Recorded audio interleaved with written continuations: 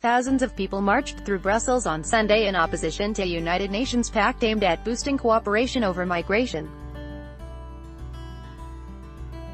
Police said some 5,500 people took part in the protests, organized by Flemish right-wing parties in the part of the Belgian capital where the main European Union institutions are located.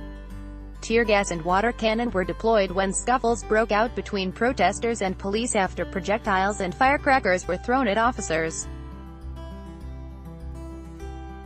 EU break-in averted. At one point, some 300 to 400 people tried to force their way into the European Commission building, Brussels Mayor Philippe Close told the Belgian news agency.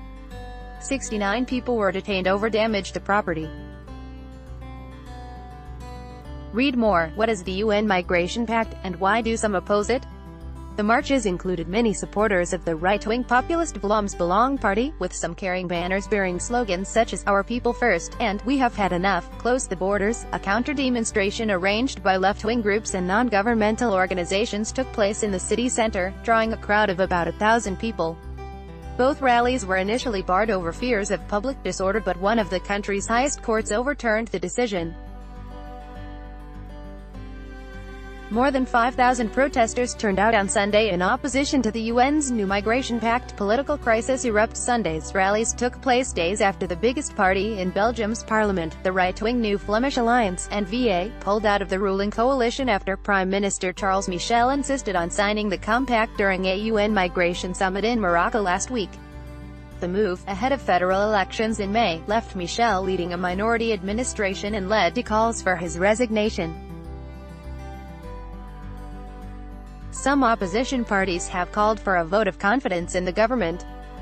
The UN's non-binding migration pact was agreed in July by all 193 UN members except the United States, but only 164 formally signed it at the meeting in Marrakesh last Monday. New migration wave feared. The accord has reignited division among European Union states, with many fearing it could stoke a new wave of migration. Politicians have hailed the recent decline in new arrivals from Africa and the Middle East in the wake of the 2016 migrant crisis. Despite critics warning it could encourage uncontrolled migration, Pope Francis on Sunday voiced his support for the agreement and urged the international community to show responsibility, solidarity and compassion in dealing with migrants.